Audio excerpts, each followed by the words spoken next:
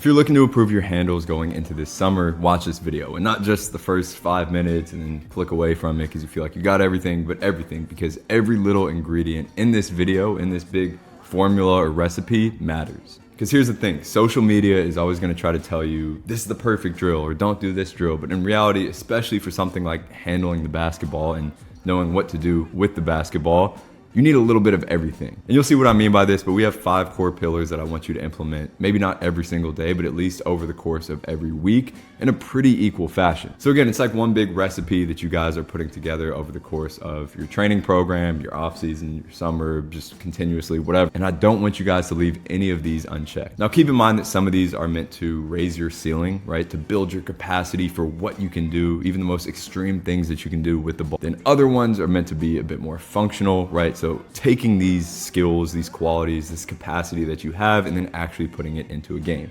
So if there are some videos, some examples in this that are a little bit non-game-like or seem a little bit crazy, again, consider that this is building your capacity. It's not meant for you to do in a game, but we're trying to expand everything that you can do and then be able to pick and choose what we put into the game. I always use the analogy of a black belt, right? Black belts work on things that they hopefully will never have to do on another human, right? The most crazy fighting techniques that you can possibly work on. And they're not looking to use those things actively, but if they need to, they can definitely use those dangerous techniques. It's the same thing with ball handling, right? We want to expand the max capacity of what you can do so that if you need to, you play against a really good defender, or maybe you have a little bit more of a green light, you've earned one, and you can get a little bit more creative off the dribble. You have the capacity to, but also the more simple things are that much easier because now you've trained way harder than it is in a game. So number one, we want to get a good amount of general ball control work in. Now again, this doesn't have to be any specific drill. This is just anything that challenges your control of the ball in a bunch of different ways. When you think about how most people typically do this, it's a lot of pounds, right? Just repeated pounds over and over again. That's not inherently bad at all, but I want to expand your horizons on this a bit. When we think about what ball control really requires of us, it's way more than just pounding the ball in place, right? It's being able to float the ball, manipulate the ball while we move around the court, react to defenses, get into some weird positions with the ball, escape some weird positions with the ball. Maybe we go super high to super low, and we're constantly and fluidly changing through all of these different movements or types of control with the ball. So if your ball control work all summer is just you sitting there stationary, pounding the ball into the ground over and over again without failure, it's probably not going to apply for the game. That's common sense. So with this, and the way that I always see this is that we need high volume and high difficulty work. High volume, just to start, is just spending more time with the ball in your hands. It doesn't have to be doing anything crazy or even structured, but just dribbling a lot, right? All the best ball handlers that I've talked to growing up, they just walked to the park and dribbled around and tried to dribble in the house, dribble in their backyard as much as possible.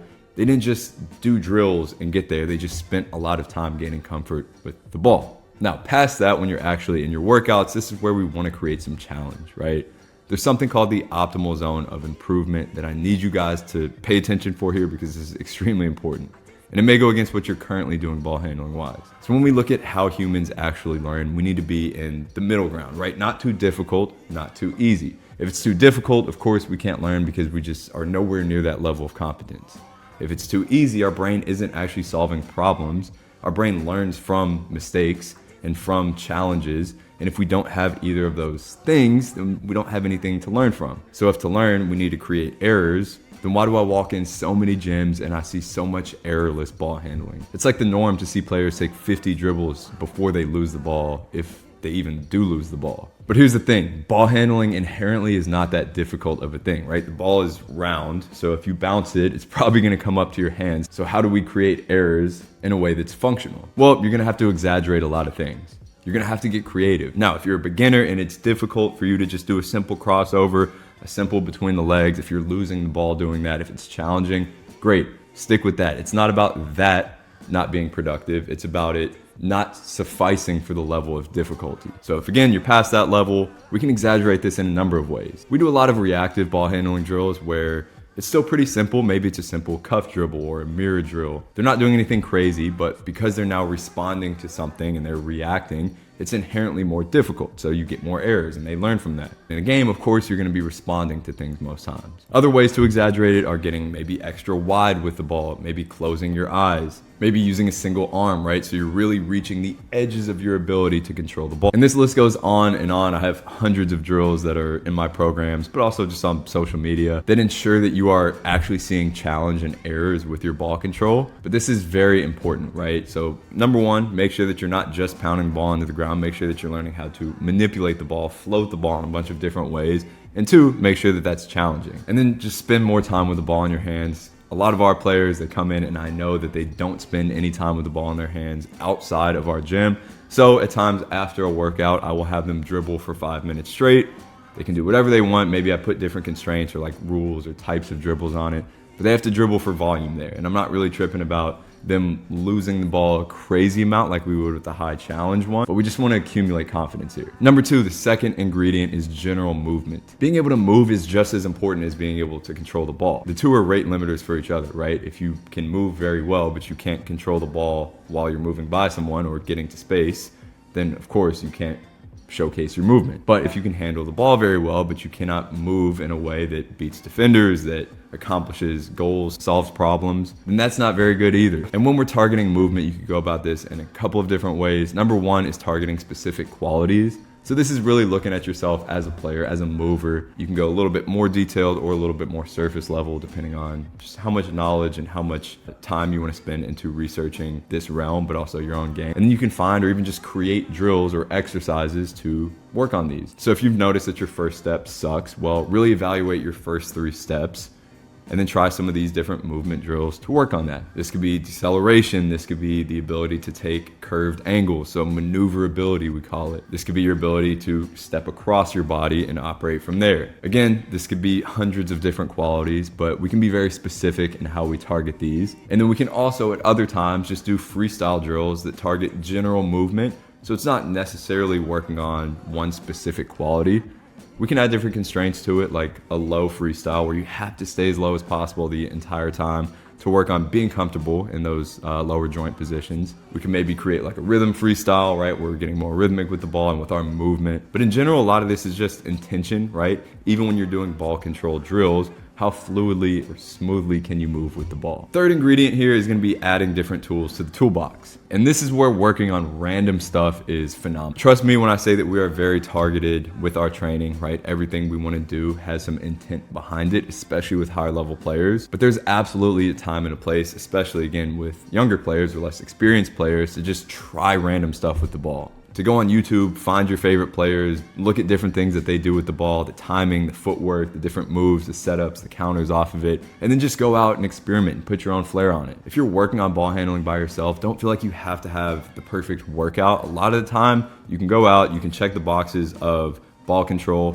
and movement, general movement, and then you can just experiment with a bunch of stuff. You try to come up with stuff that you've never done before, and as soon as you feel like you felt something that's a little bit uncoordinated, we'll really attack that and then try to do that in a bunch of different ways. Wider footwork, slower to fast. Put your creative flair on this, because the goal here is, again, increasing the capacity, expanding the amount of possibilities that you have, and the more that you can add tools to the toolbox, even if you don't bring them out very often, number one, you have more tools, but number two, you become a better mover. There's research behind this idea that the more diverse you are in terms of how you can move, the easier you can pick up new skills and even accomplish things that you've never actually done before. And this is a concept called general transfer, where you may try out a timing in a certain type of move, but that timing doesn't just apply to that move. If you get the concept of that timing down, then that could apply to other tools as well.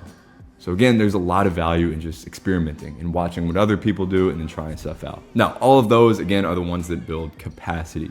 Now, we take all of that capacity and we put it into a more functional manner. And this starts with number 4, which is 1v1 creativity. Now, if I had to choose one of these for most of you guys to do, it would probably be this. And I say that because you get all of the benefits of the other ones. Yeah, sometimes at lesser extent or to a lesser extent, but 1v1 checks almost all the boxes here. And the goal here is, again, to apply all the things that you've worked on otherwise. And this isn't just check up 3 dribble one-on-one. It can be, of course, but I want you guys to get more creative than that. Sometimes you play with more dribbles, sometimes you play with less dribbles, because different solutions may emerge from this. In other words, if you only have 2 dribbles, you have to get very creative with maybe extending that dribble a little bit more, letting it float, maybe going tighter around the hip. If you have more dribbles, well, then you have more incentive to create and try things out and work on your ball control. You can try different starts, right? So sometimes you have a head of steam, you're coming downhill. Sometimes you're starting facing the opposite way and you have to turn and get into it. You're giving yourself different looks here, so different speeds, different positions on the court as well, so that you're constantly getting different looks and you're able to generalize these things that you're working on to a bunch of different situations. You can play out of different setups, right? So if a player is very good or wants to get very good, either one out of a hang dribble, maybe you play 1v1 and every single time you're starting with a hang dribble or a float, and then you play out of that and have X amount of dribbles. So you can get very creative with this, but just understand that it's way more than the moves that make really good ball handlers, right? It's the feel, the angles, the ability to slip around a defender, the ability to seal off and create contact. It's making these very quick feel-based decisions or counters, because everything up to this is only going to increase your ceiling. It's not going to actually dictate how well you apply it to a game. So again, if you ever have the chance to play one-on-one or do a ball handling workout, play 1v1. The ball handling workout will always be there, unless of course you can do both. And then lastly, number 5 are more functional handles. When you look at how really good even the most creative players in the world, or very good high-level point guards, actually play and control the ball or use their handle, so to speak, it's very functional. And of course, there is a ton of room for creativity, especially simple creativity, but most dribbles are used to solve a simple problem, right? Coming off a ball screen, you let it float a little bit to make a decision, you make a quick move to protect it, you get downhill. You're not always just spamming a bunch of dribbles, but rather using more simple but still often difficult dribbles to accomplish what the game asks of you. So this is where live play comes in. And for this, we do a ton of 1v2s, 2v1s, 2v2s, 3v3s. We're playing out of live situations here, and most people would not consider this ball handling work. They would just consider it decision making, and it is. But I also consider this an absolutely essential part to ball handling. If you're doing all of this as a point guard, but you don't play ball screen 3v3 during the summer, well, you're not getting the most out of your ball handling work. This could even be attacking closeouts, right? If you're a wing, or even a shooting guard, or even a point guard who attacks closeouts a lot, then you can play different 1v2s or 2v2s out of closeouts, try to get creative with your handles there. This could even be if you're a big and you're trying to work on your ball control, playing out of double teams in the post. That could be a 1v1 as well. But part of the reason why having good handles is important is so that you can best solve tactical problems on the court. Again, going back to the guard example, if you look at it, most times you are not just in a vacuum creating an isolation advantage. You're coming off ball screens, you're using that dribble to make passes, to buy time,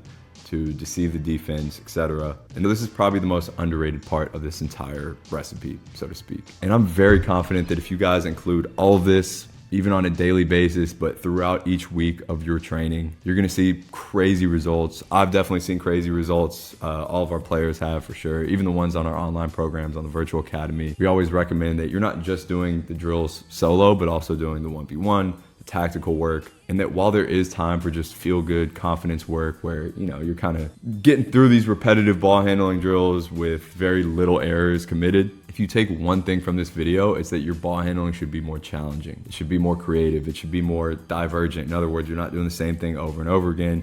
You're looking to try new things. That could be ball control, that could be movement, that could be adding things to the toolbox, that could be trying different things in 1v1 or trying different types of 1v1, and that could be tactically. But if you take that approach into your summer, into your off season, just your training in general, I'm very, very confident. Again, you guys are gonna transform your handles. If you need any help, reach out to me. Check out our virtual academy programs. We do have multiple for ball handling, and we're dropping a new platform very, very soon. It's gonna be incredible. But I appreciate you guys for tuning in, and I'll catch you next time.